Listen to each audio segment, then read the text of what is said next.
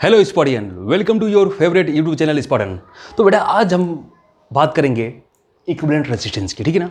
Last class में हमने series combination और parallel combination of the resistor देखा था, ठीक है ना। और आज हम देखेंगे कि जो इक्विवेलेंट रेजिस्टेंस जो हम लोग निकाल रहे थे, जैसे आर एस निकाल रहे थे ना, आर एस इक्वल टू क्या था, आर एस जो आ रहा था आपका बेटा, आर एस इक्वल टू जो आ रहा था R1 plus R2 plus R3, ये कैसे आ रहा था, ये कैसे आ रहा था, या चाहे ये कैसे आएगा, इस चीज़ को आज हम लोग जानेंगे। और ये R P equal to 1/R1 जो लास्ट क्लास में हमने लिख दिया था ना, 1/R2 और 1/R3, ये कैसे होगा, ठीक है। तो जो बच्चे लास्ट क्लास वाला लेक्चर नहीं देखे ना, वो आप पहले लास्ट क्लास वाला लेक्चर देख लो बेटा, कॉम्बिनेशन ऑफ द रेजिस्टेंस, उसके बाद आप इस पे आना, तो ये ज़्यादा आपके लिए यूजफुल रहेगा, ठीक है। तो चलिए देखते हैं अब हम लोग इस चीज़ को हम लोग सॉल्व करना स्टार्ट करते हैं बेटा। चलो देखो ना, equivalent resistance of the series combination. यहाँ पे हम सीरीज कॉम्बिनेशन हम लोग क्या देखने वाले हैं, इक्विवेलेंट रेजिस्टेंस देखने वाले हैं। तो बेटा देखो R1 R2 R3 है और इसका इक्विवेलेंट रेजिस्टेंस हमने मान लिया, लेट सपोज कर लो, हमने क्या मान लिया, RS मान लिया। क्या मान लिया, सीरीज का हमने मान लिया RS, ठीक है। अब सीरीज कॉम्बिनेशन में हमको पता है कि यहाँ पे जो पोटेंशियल होगा ना, अब इसमें क्या चेंज करता है, देखो सीरीज कॉम्बिनेशन में अगर हमारे पास ओम्स लॉ के अकॉर्डिंग देखूँ तो V इक्वल टू IR, तो इसमें सीरीज कॉम्बिनेशन हो या पैरेलल कॉम्बिनेशन हो, तो इन पे आप देखो कि सीरीज कॉम्बिनेशन में V और I में क्या चेंज करता है, इन तीनों रजिस्टर में क्या चेंज करता है, तो आपको पता चलेगा कि इन तीनों रजिस्टर में क्या बदलता है, V वो रहता है, बदलता है। I तो क्या होता है, I तो हमेशा क्या रहेगा, सेम रहेगा। I क्या रहेगा, सेम रहेगा, यानी बदल कौन सकता है, बदल अगर कोई सकता है तो इसके अक्रॉस पोटेंशियल डिफरेंस बदल सकता है सीरीज कॉम्बिनेशन में, ठीक है।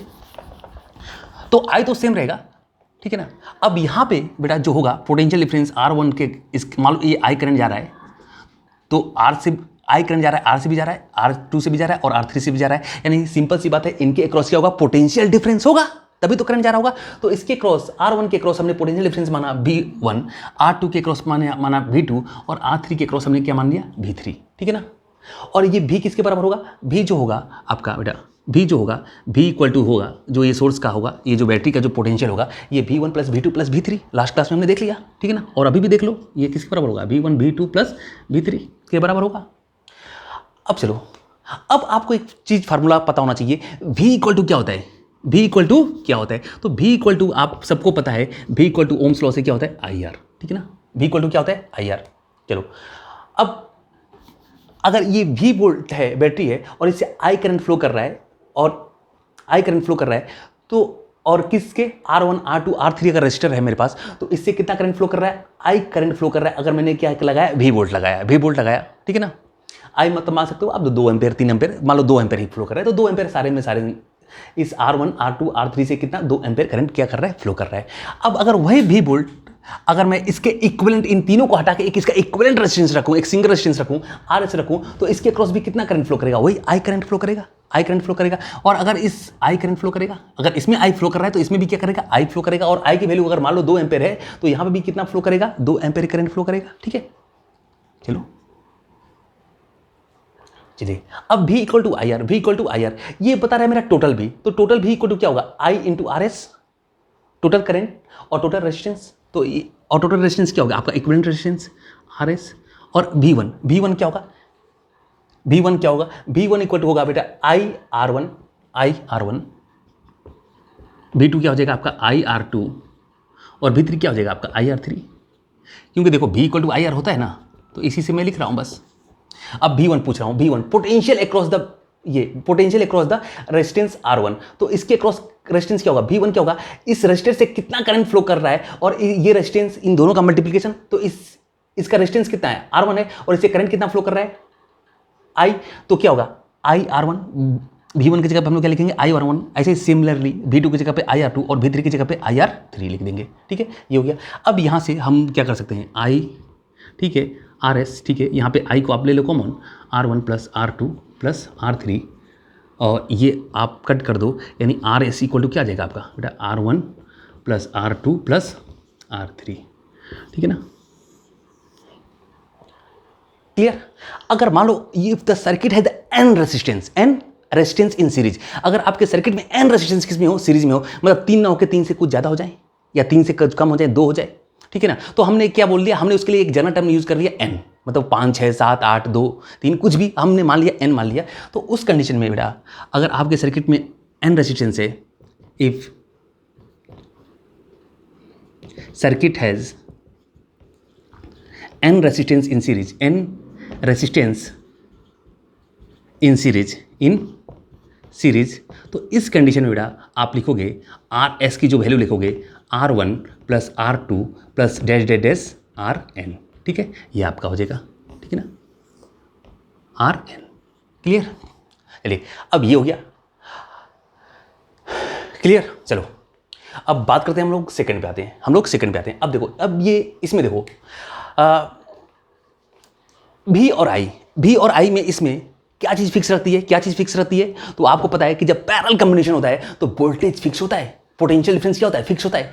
पोटेंशियल डिफरेंस फिक्स होता है यानी बदल क्या सकता है, बदल आपका सकता है क्या, करंट बदल सकता है। तो ठीक है ना, इनमें क्या होगा, करंट बदलेगा, यानी पोटेंशियल डिफरेंस तो क्या रहेगा, सेम रहेगा। अगर इसके क्रॉस बी है तो इसके क्रॉस बी क्या होगा, भी और भी होगा।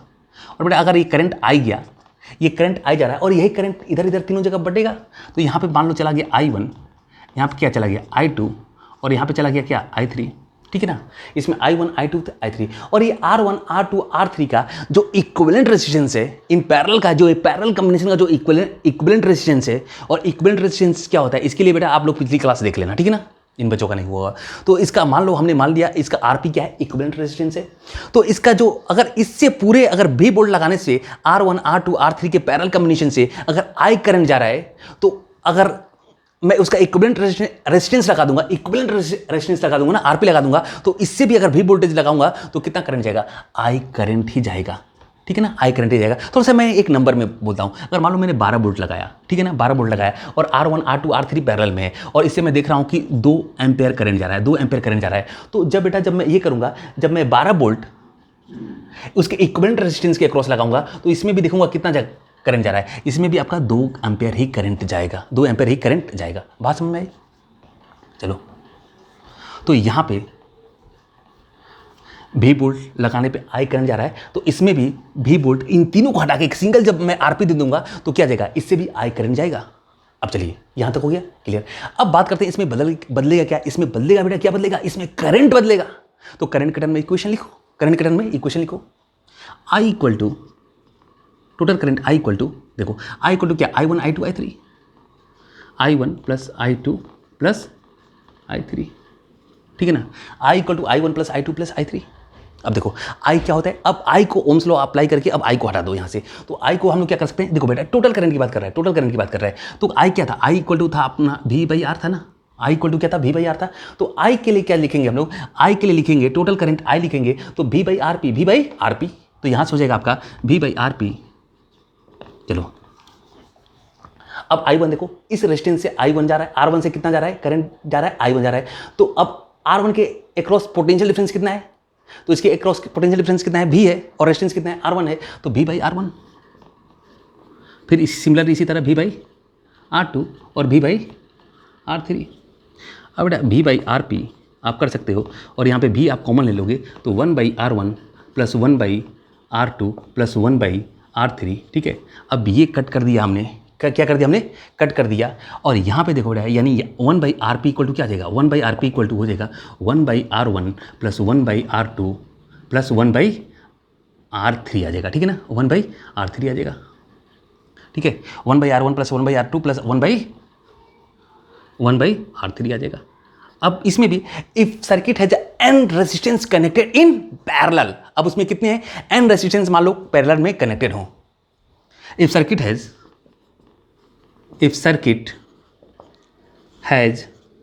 n resistor connected in parallel में लिख रहा हूं, आप लोग लिख लेना, ठीक है ना। तो 1/RP equal to 1/R1 plus 1/R2 plus dot 1/RN। चलो बेटा अभी देखो, ठीक है, चलिए यहाँ तक हो गया। तो बेटा ये हो गया आपका, ये इक्विवेलेंट रेजिस्टेंस किसका हो गया, सीरीज कॉम्बिनेशन का, और एक क्या हो गया, ये पैरेलल कॉम्बिनेशन का हो गया, ठीक है, ये हो गया। और इसके क्वेश्चन जो सॉल्व करते हैं ना, कुछ न्यूमेरिकल सॉल्व करते हैं, तो इस बार तो आप लोग का ऑब्जेक्टिव होगा, ठीक है ना। टर्म 1 में आपका जो पिछले बार जो चलता था ना, टर्म 1 टर्म 2, इसके पहले भी CBSE एक बार एग्जाम कराती थी टर्म 1 टर्म 2, तो उसमें आपका इलेक्ट्रिक करंट और मैग्नेटिज्म जो था ना वो टर्म 1 में था। तो मस्ट प्रोबेबिलिटी यही है कि आपका इलेक्ट्रिक करंट और मैग्नेटिज्म